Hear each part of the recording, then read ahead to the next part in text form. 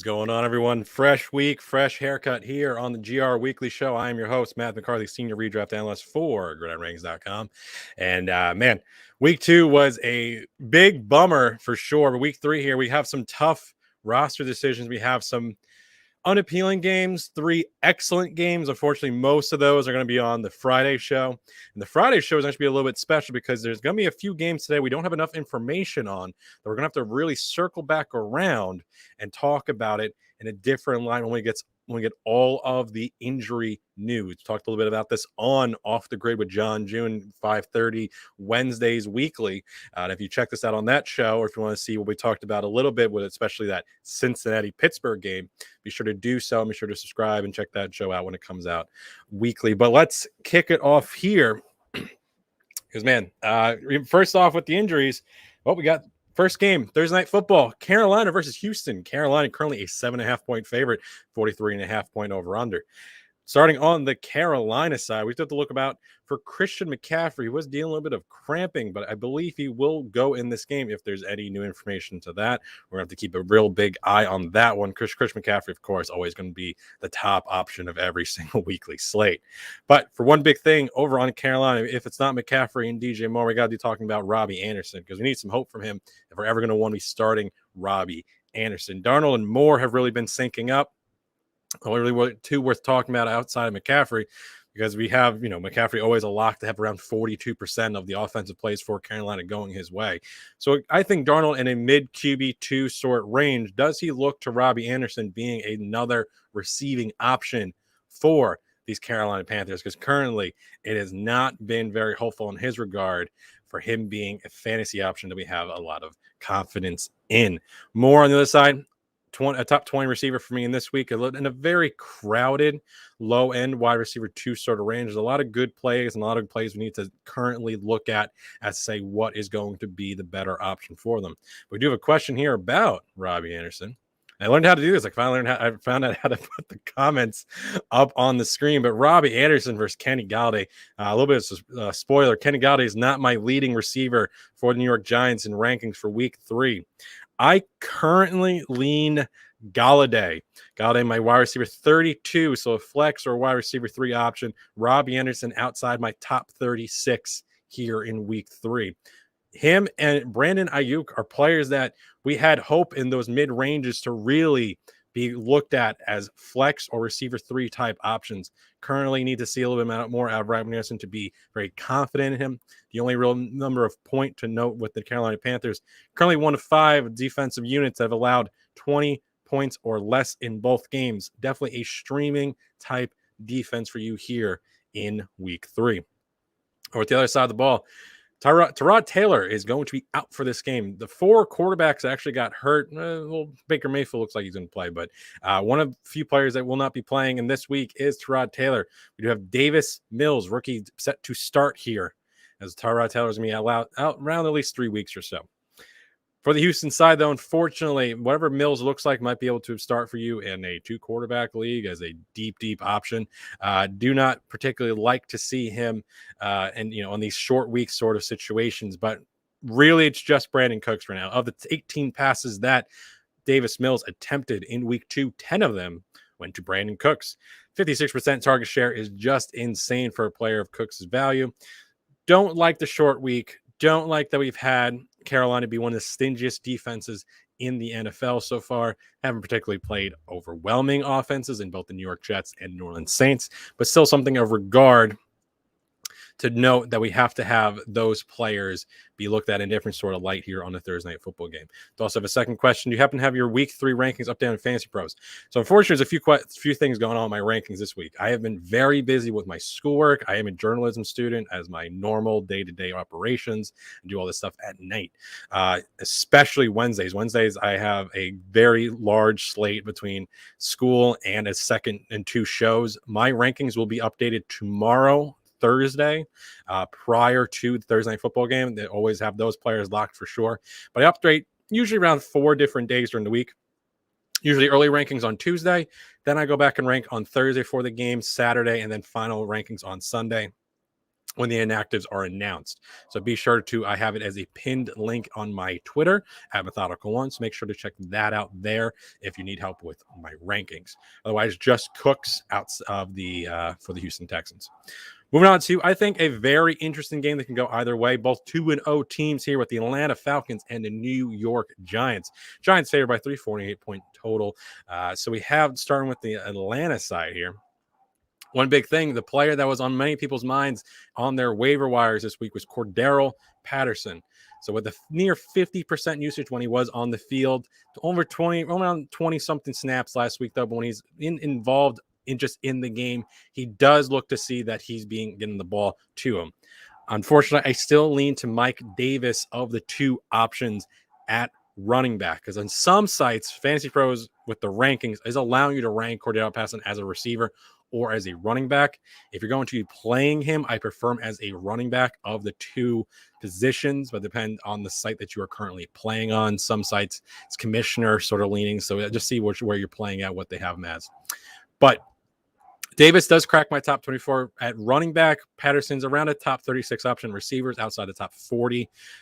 But beyond the running backs, Matt Ryan doesn't crack my top 12, but I do like to see what he can do to get the ball to who we really want him to, which is Calvin Ridley, Kyle Pitts, and the running backs. Ridley, though, I do want to kind of take a second note. I really want to see him be more heavily targeted. When we were looking at players who could lead the league in targets this year, Calvin Ridley was towards the top of that list. Does see, a very healthy 10 targets in a game that had, 70-something points scored on it. What does it look like here when Matt Ryan is not attempting, possibly near 50 passes? That's what we want to see. We want to see what the target share is going to be. Not a top 5 option for me. I do think they're going to try and key on him. I do respect the secondary for New York Giants, but there's just enough at the top here where there's a few games where I'm really leaning that I think there's better sort of plays, especially in that Minnesota-Seattle game. I'd rank all 3 receivers, both Seattle players and Justin Jefferson, with Adam Thielen kind of knocking on the door as well.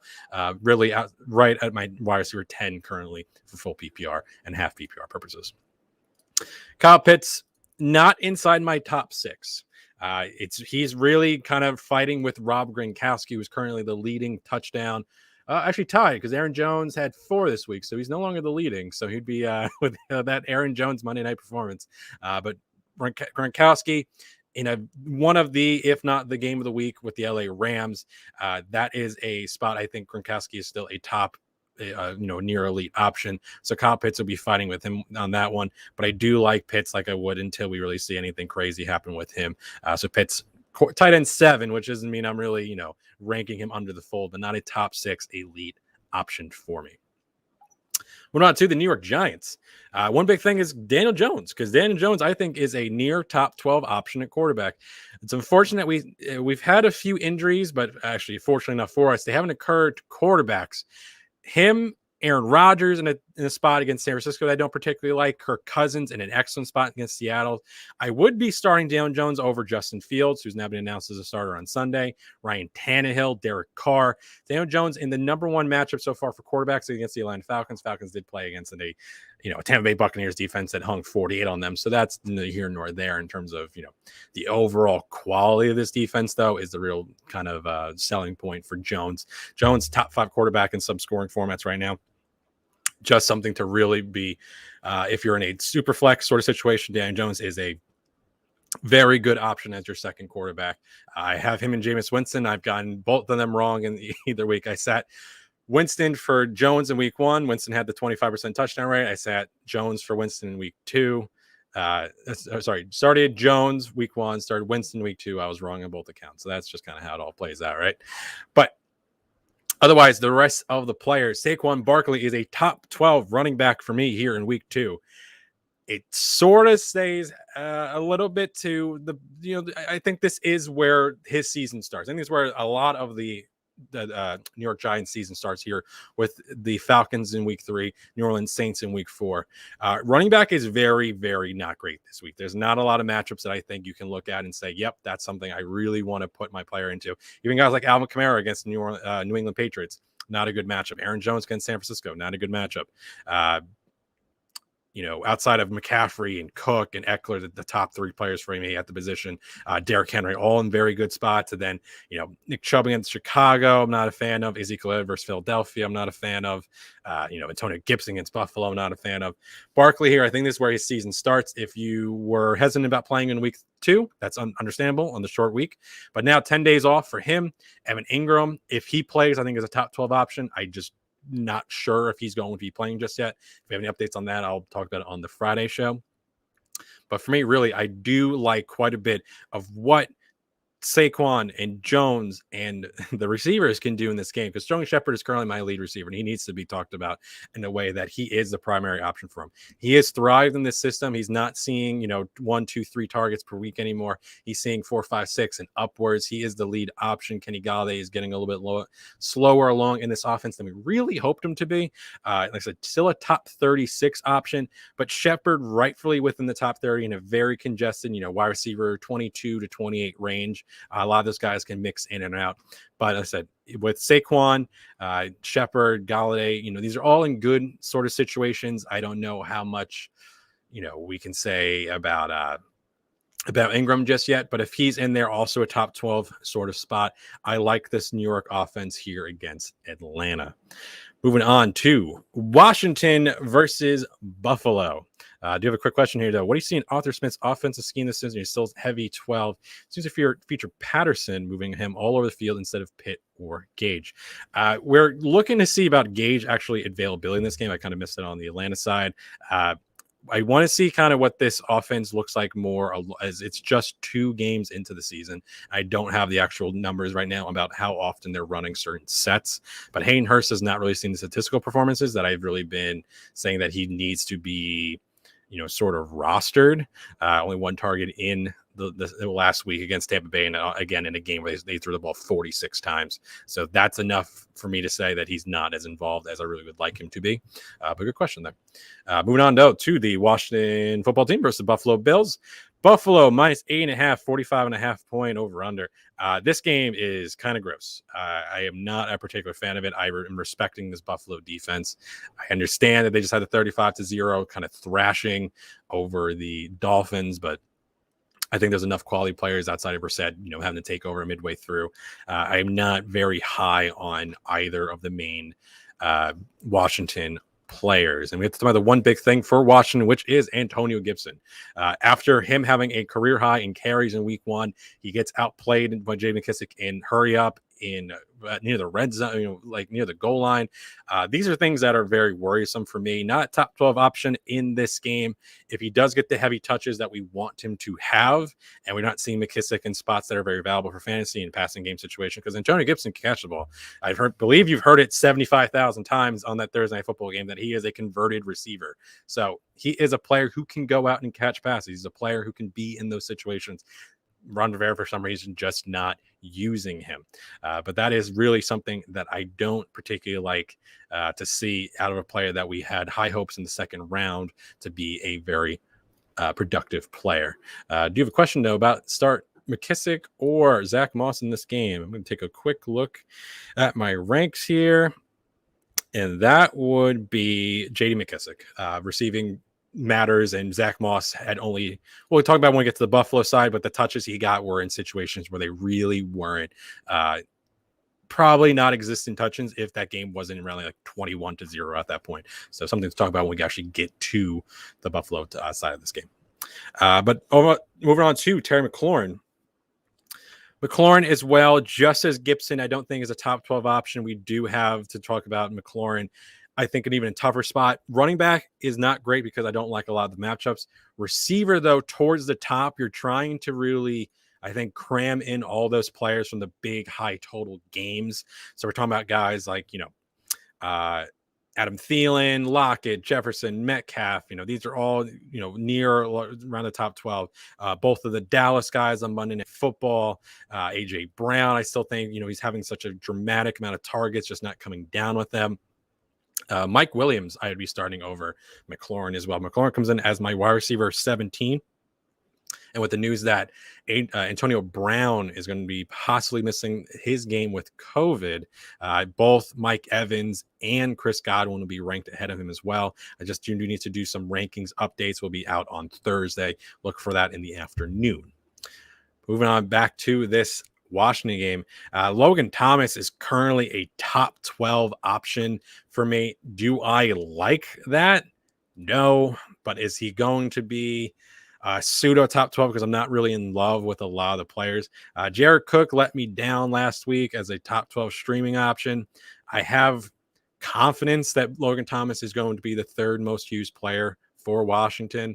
I can't say that exactly with Jared Cook, so that's kind of my coin flip toss on that one. But if Evan Ingram is active, he will be ranked ahead of Logan Thomas. Some players I prefer to Thomas this week. Dallas Goedert, especially if Zach Ertz is missing the Monday Night Football game with a COVID situation of himself.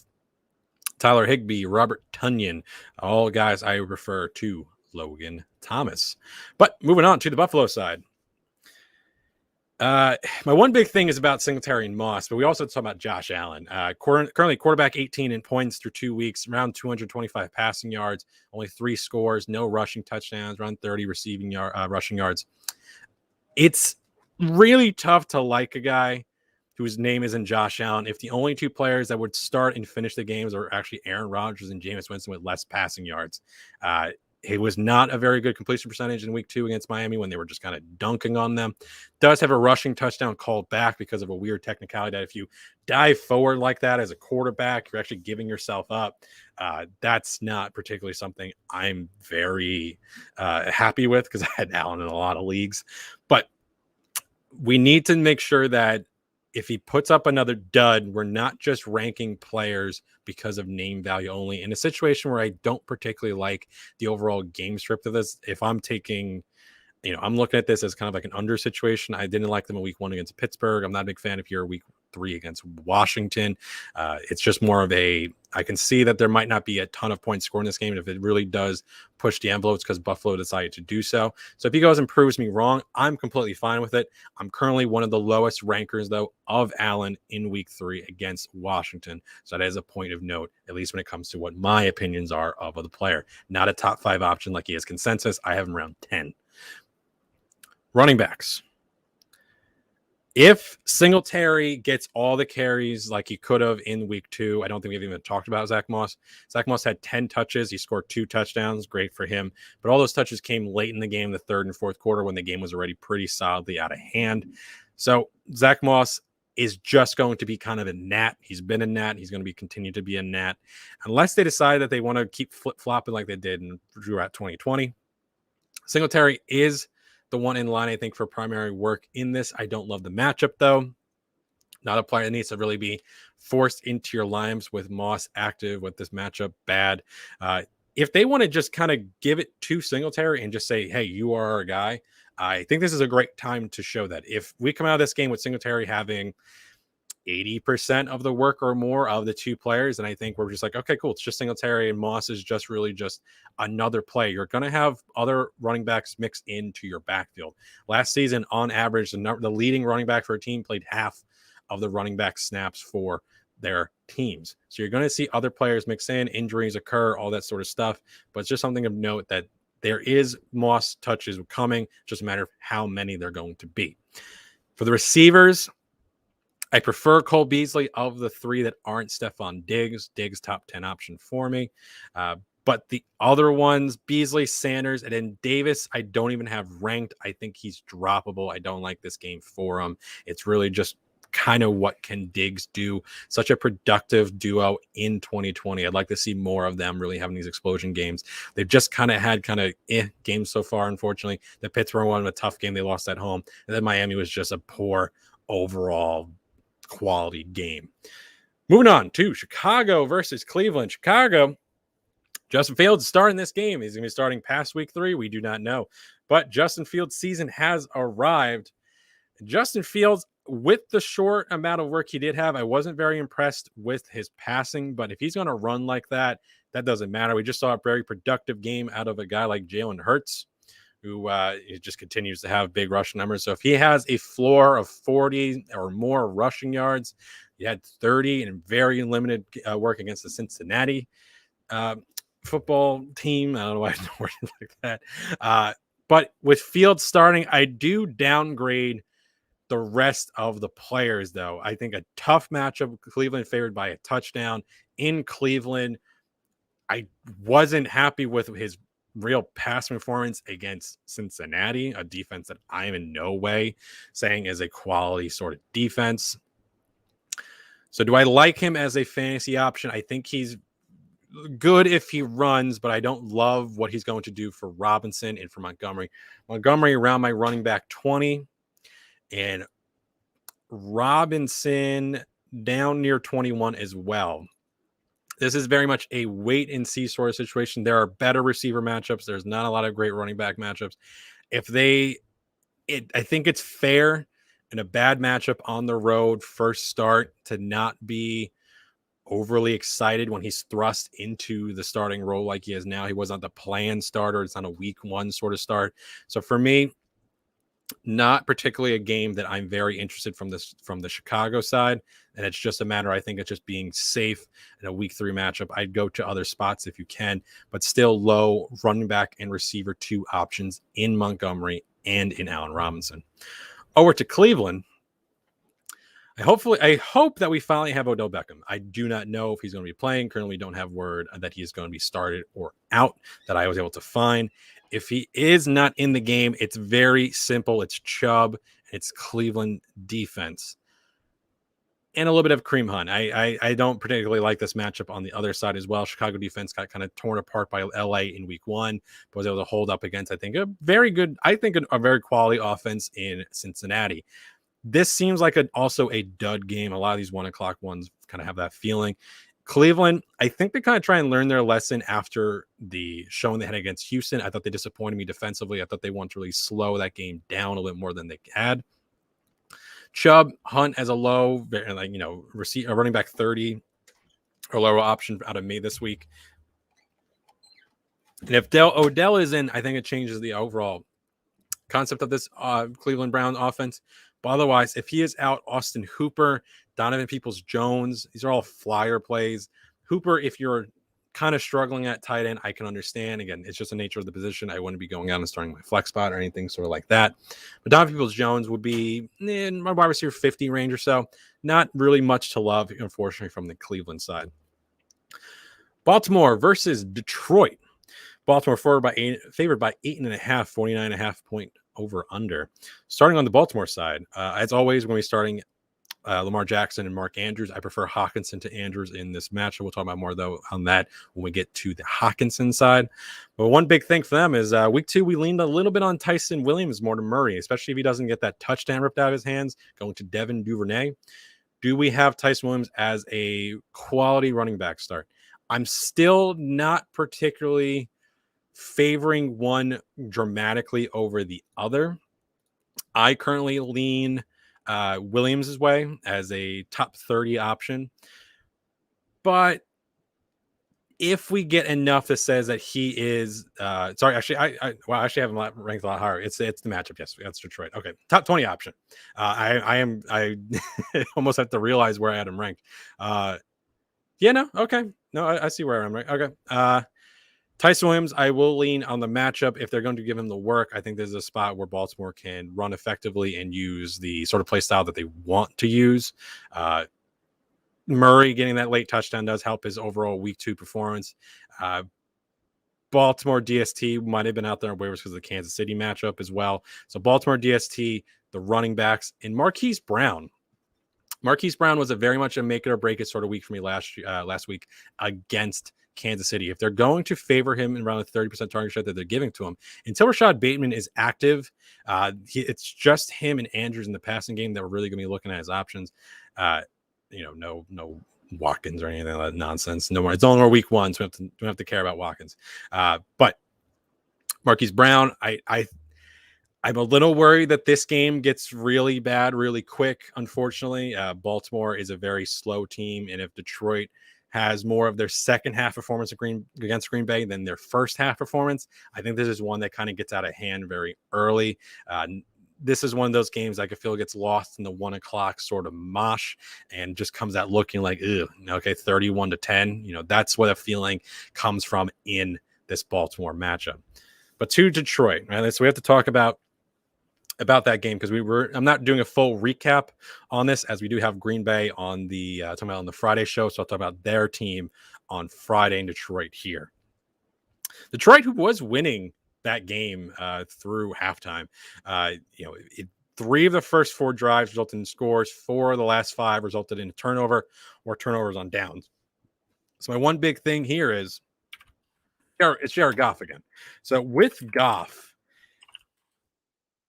you have situations like this where I feel he gets into his own head and he's trying to do too much and he's trying to be as good as what his draft capital entitled him to be. I'm just very, I guess you have to be lenient, week 1 against San Francisco, week 2 against Green Bay, week 3 against Baltimore. These are all teams that are vying for like the conference champions of their respective conferences. These are tough games to just go out and win. And we didn't have a lot of faith in Detroit going into the season. But Goff, if we see more of that first half offense where they look like a very quality offense, this is a little bit of a different case, though, than the Packers. The Packers defense, I don't think, is an overly great unit outside their passing defense and, very targeting as receivers, especially Jair Alexander. But this is a different sort of unit. And if the pass rush gets to Goff in this game, this one becomes very gross very quickly. Hawkinson, you're starting. I have him as a top 3 option. If they're just maybe getting the amount of target share that he's going to be getting, only guys that are going to be looking at him right now are Darren Waller and Travis Kelce. If he's going to be a truly elite sort of option right now, George Kittle, he's not in my top 3. He's holding on to the top 5. But with Hawkinson, at first I was leaning to have Andrews ahead of him because of the matchup. But there's just at a certain point you have to say, okay, you have to be just more lenient on what the match is going to be. And they're just going to just treat him like the number 1 receiving option that he is. Well, it's all hands on deck for that, which is also with Deandre Swift. I think Swift is another one who looks a little bit matchup proof because there's so much of what this offense is getting the ball to him in the air, getting the ball to Hawkinson. Deandre Swift currently the leading running back in targets on the season. So that's something we have to really look at and say, yep, I want to have these guys in my lineup no matter what in a PPR format, like I rank. So for me, these are both guys that I'd say you're going to have with a good amount of confidence or just hoping this game stays close enough that they could score and be competitive. Top 20 option currently right now for me for Deandre Swift. Just in the format, it's a little bit different when you go into a standard and possibly even half PPR. But I think if they're going to just be looking at these guys so much through the air, it's not saying they're matchup proof is a little bit too far, but at least they have a safe enough floor with their receiving work that anything they produce on the ground for, in Swift's case, or possibly scoring in both players' case, that's something to really take of note. Jamal Williams a little bit further down the hierarchy on this one. Cephas, I think he's a deep receiving option, top 50. I will be starting him over a guy like Brandon Ayuk, which is a statement I never really thought I would say. But it's just a matter of if he's getting, he's scored in both games, if he's getting at least looks enough that he could consider a possible deep flyer option. I really think we're still too early in the season to be looking at guys like that. But it's just something of note to say that Cephas, I do think, is on the fantasy radar if you're just really bereft of options. Moving on to the Indianapolis Colts versus the Tennessee Titans. Titans favored by 5 points and a 48-point over-under.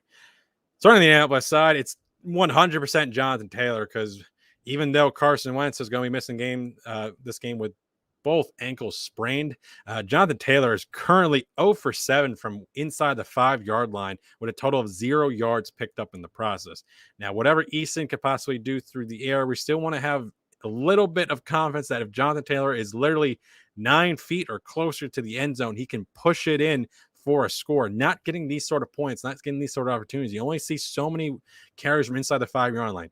Red zone work is one thing. 5 yards or closer work is a completely different story. And you're 0 for 7 from inside the 5. places where you're trying to get touchdowns and score fantasy points for fantasy managers, that is definitely something to really be looked at as a red flag. And if he can't do it in situations against Tennessee, I am overly worried. Unfortunately, this Carson Wentz situation comes at a very bad time because I was starting to get Michael Pittman and Zach Pascal as possible good receiver options. Pittman in my wide receiver 40s, Pascal a little bit lower than that. Unfortunately, with Wentz, I again, if he has not been ruled out, I'm just going to take a quick look because I believe he is out for this game. But if he's still experiencing soreness, so again, that's the quickest note I have over on Fantasy Pros. But if Wentz misses, I'm in a this is a bad spot for the receivers. If Eason is starting, I'm not particularly fond of that.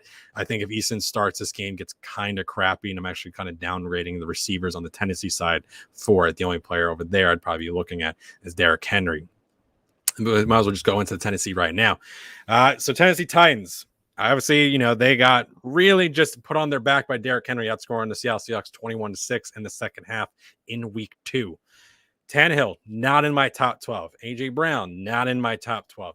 Julio Jones kind of holding on to the top 20 receivers.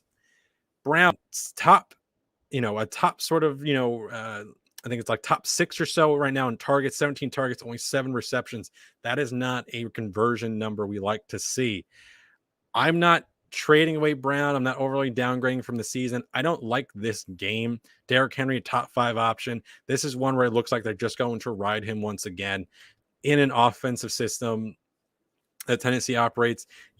It's very much looking like this is a Henry or bust sort of game. I don't like if Indianapolis is not competitive. If Wentz is in, I do like this game more. If Wentz is out, this one I think is kind of gross overall, and it's just really the running backs that I'm overly excited to start. And then Brown and Julio, you're starting with kind of just, let's hope they score a touchdown or have the big game. Indianapolis not on the same defensive measures. I was one considering them from the preseason. They've been kind of torn apart in the first 2 weeks of the season. LA Chargers versus the Kansas City Chiefs. Chiefs fair by 6.5, 55.5 point over under. Definitely, I believe one of, if not the game of the week. Very, very easy sort of talk about this one because LA is just starting the 3 main Chargers. Herbert top 5, Eckler top 3, Allen top 5. Williams, though, maybe it's a big 4 now. Top 15 for me, back-to-back performance of 20 plus points in PPR. The real one big thing is I'm going back to low with all these LA Chargers. Williams had it as a top 30 play. Now I'm going into the situation that this is a top sort of 15 scenario against this Kansas City team. Again, this is a team that is scoring and allowing over 28 points, the only team to do so in the NFL. I do like this as a big sort of situation here for all of the big contributors to have very good fantasy days against Kansas City. This is one of the games I can see easily going to 60 points or more. This is the one I think you want to start anyone you can. The only one that's really disappointing is, unfortunately, Jared Cook, who wasn't able to take advantage of the matchup in week 2 against Dallas, but there was 175 penalty yards. I saw plays coming back every single time red zone switched over to that game. Jared Cook, I can kind of even make the argument that he should be a top 12 option at tight end. It's really just him and fighting with Logan Thomas. I currently lean Thomas, but it's really just a matter of how much I think the other players are going to be ones of note to really take advantage of their individual matchups. Guys, I would be starting Mike Williams over Terry McLaurin, DJ Moore, Cortland Sutton, Julio Jones. And it's an argument. A.J. Brown versus Mike Williams is a point of contention, and I'm very almost considering putting Williams over Brown. But Brown, I think, is a quality enough player and has just not been coming down with those receptions so far. I think that should be righted in some regard against Indianapolis. But if Mike Williams outproduces him, back-to-back point games of exactly almost 22 points, it would not faze me in the least. Over to the Kansas City side, one big thing is Clyde Edwards-Helaire, because we're starting a big 3. We don't have to talk about them. Every single week, every week, start Mahomes, start Hill, start Kelsey. Cool. Got to talk about Clyde Edwards-Helaire. Now, I wanted to sink him in my rank. I wanted to sink him in my rankings. I thought this was going to be a player that I did not want to rank with any real regard. He's not getting enough work. He's not getting involved in scoring. But so far, the LA Chargers are currently the number one team for running backs to play against in fantasy points allowed. Pollard, Elliott, and Gibson were all able to have very productive days against the LA Chargers in a points total that can get, again, I can see this being finishing out as a 60-point total. I like Clyde Edwards-Helaire as a top 20 option. I'm very curious to actually see what he is the average ranks. I don't normally check other people's ranks in this regard, but I want to see what other people are saying. All right, so I'm right around the line. He's 18th right now, so at least other people are looking at and identifying the matchup is good enough that even if we have worries about Clyde in games where Kansas City might be able to take advantage of, where the run defense for the opposing team is too strong, right now, is Helaire kind of a bust, one of the worst players you could have drafted in the first few rounds? Sure. But for me, he is a top 20 sort of guy. He doesn't have the overall upside to really thrust him into being a top 12 option on most weeks currently right now. But unfortunately, it's almost the matchup's too good to sit him, but the quality of the player is too bad to be confident in him playing. Currently, he is a low RB2 option. If you have him, you're probably starting him and you're just hoping for the scores and you're hoping for him to have a little bit of the spark that he had from that week 1 game back in 2020. We were all anointing him as a top 5 option. And by we, I mean not me, because we still had to see a whole bunch of other guys play that week 1. It's just a matter of those island games just really blow people up in terms of what they think about players. Moving on to a very less appealing game, because I am very shocked that currently Arizona is only favored by 7.5. Arizona versus Jacksonville. Arizona favored by 7.5, 52-point over under. That defense that Arizona had in week 1, if that defense shows up and the Arizona Cardinals offense is still high flying and being just dynamic all over the field, this game, I don't know what's going to happen. Chandler Jones was not able to bring down Kirk Cousins, but if Chandler Jones can get to Lawrence, I think they have playmakers at every level of the Arizona defense. I'm a little worried that this game is really gross. And if it's really gross, we're not going to get the super high quality games out of Hopkins, out of Murray. The other receivers possibly are just very risk rewards sort of options for you. We're not going to see Rondale Moore come down to 60-yard reception because literally no one's within 40 yards of him to defend him. But Colin Hop, 100%, start him. Great. Awesome. Edmonds, I do think is a top 20 play with the receiving work, or top 24. Connor is the interesting one, because if this one gets really, really bad, do they go out and run him? But he's not being involved in the receiving game like I thought he would be a little bit sort of looked at. A guy who with Pittsburgh was seeing around on pace for 50 receptions per year. Again, he just never got to those totals because he was constantly missing time. But Arizona has not really looked at him as a main contributor in this offense. And Chase Edmonds, I always looked at as the preferred player of the two in PPR, especially on a points per game situation. But Connor is really not mixed into these plans at all and is not in any way a must start for sure. But to the receivers, Moore and Kirk both inside my top 40. AJ Green inside my top 55. If he doesn't get that score last week, does he really have the good fans today? Probably not. But they're all sort of risk rewards, because you can have the big game like Moore had, or you can have Christian Kirk by like around 8 fantasy points in a situation where I was really looking to have a good output from them. I do have a question here, though. Would you rank the Arizona defense higher than Carolina from an NFL perspective?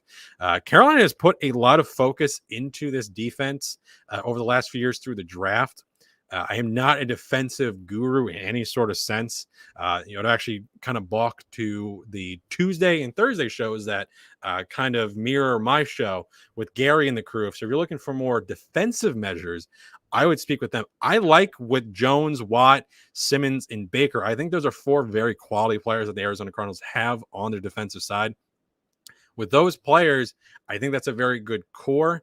Carolina, again, to my understanding, are a team that has really developed through the draft. So this might be a more dynamic defense in just a year or two time. So far through 2 weeks, they've looked very good, but they've played New Orleans. We had 4 coaches. They had 120 total yards of offense. And the New York Jets are possibly the worst offense in football.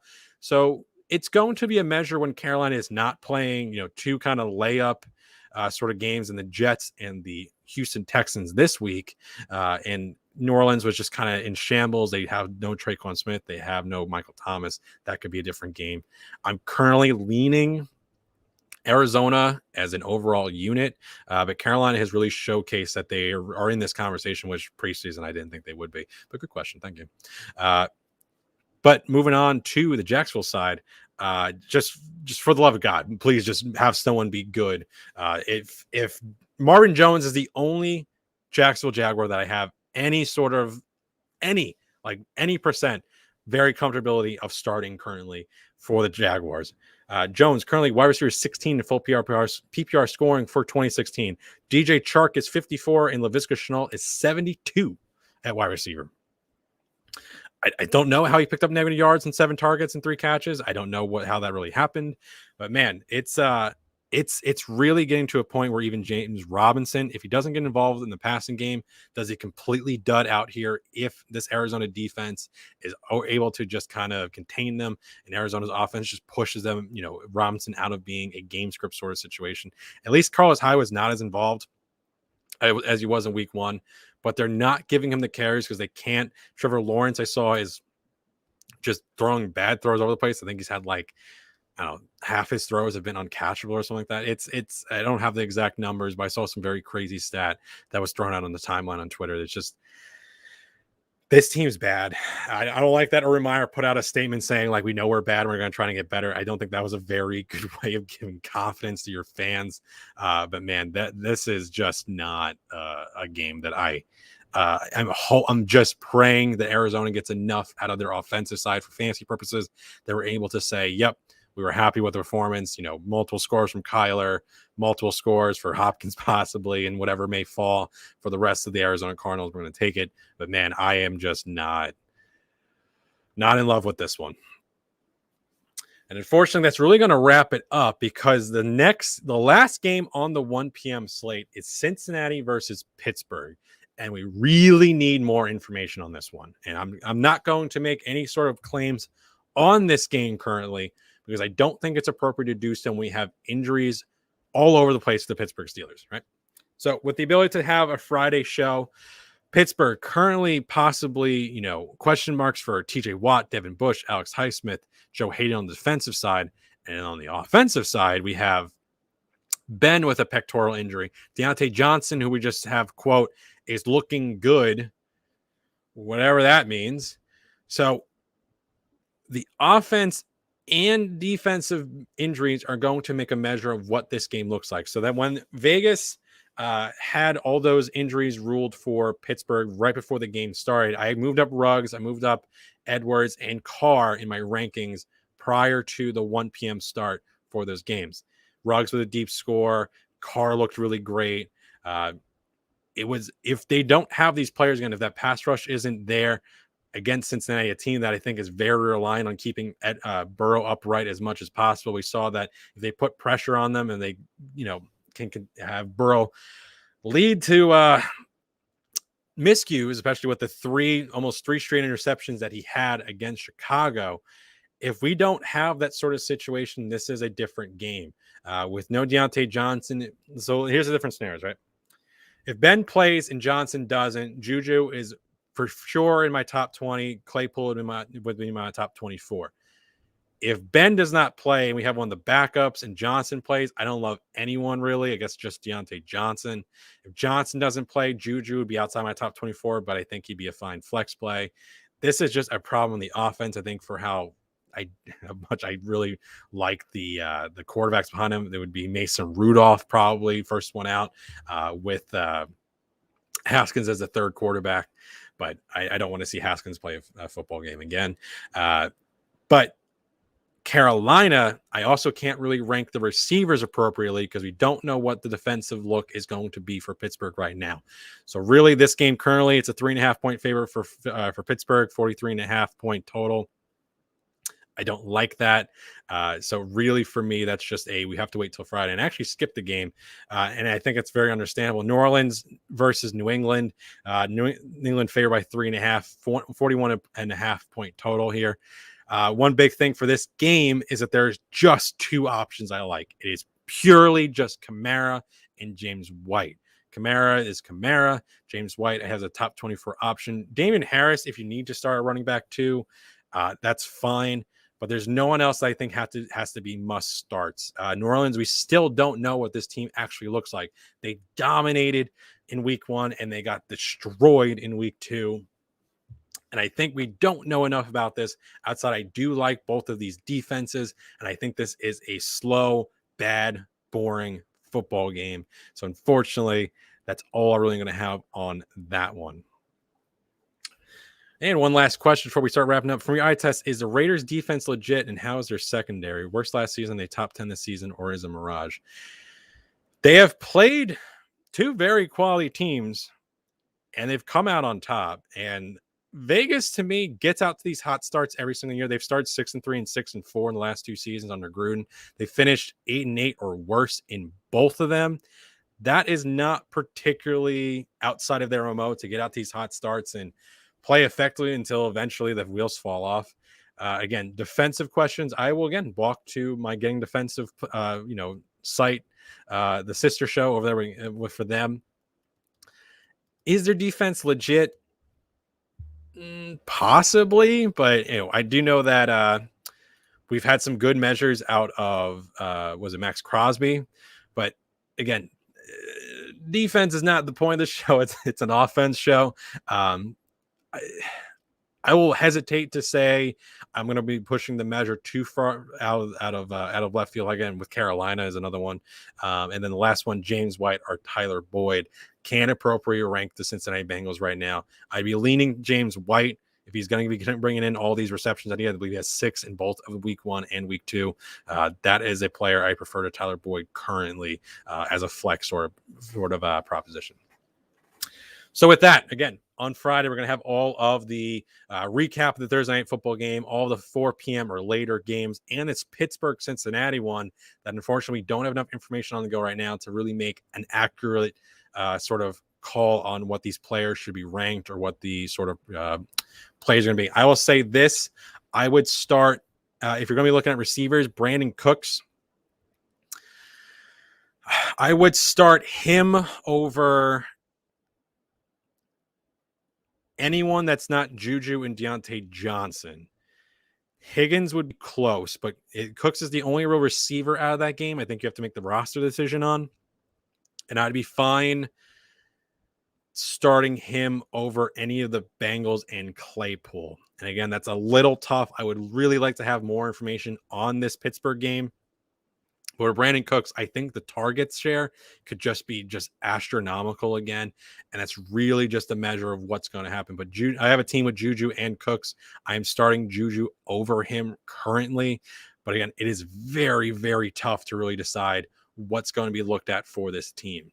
And what % chance do you think Houston trades Cook and David Johnson? I don't know, because currently they're a 1-1 team. So who's to particularly know what's going to be the whole situation, what Houston is. But again, there is an expectation that Cooks does not finish this season out with Houston. I'm going to say 25%. It might even be too high, but 25% for at least for Cooks. For Johnson, that's a little bit higher, maybe like 35%. And eventually with the trade deadline coming, was it week 6, 7, 8? I don't know what the hell it is. But running backs are going to be needed. There are 3 on this team, and they're not getting much production. Johnson on another team, I think, would be a much better spot. So hopefully that would actually really help us for fantasy. Both those guys got off of Houston. But with that, I will be back here on Friday breaking those games down. If you missed the 5:30 showing of Off the Grid with John June, that is over on our YouTube channel. We're going to be in audio formats soon as well. So if you don't like looking at my face, that is understandable, even though I got a haircut and I think it's very nice. But That's be coming soon, probably in the next week or so on the different stream platforms, Spotify, Google Podcasts, all that sort of stuff. Apple takes a while, so all that sort of things. But with that, make sure Monday through Friday we have, and Saturday as well. We got shows on every single day, Monday, Wednesday, Friday. Me at 5:30 for Off the Grid on Wednesdays, and the other 3 days, 7:30 for this show. Tuesdays and Thursdays with Getting Defensive with Gary and the crew. And then on Saturdays, you got the slate breaking down the DFS sort of contest over the weekend. For gridironratings.com, I am Matt. We're back here on Friday breaking all that stuff down, and I would love to see you guys join us. Again, if this is the first time, the last time you spent your time with me, I appreciate that. And with that, have a good rest of your day. Bye-bye.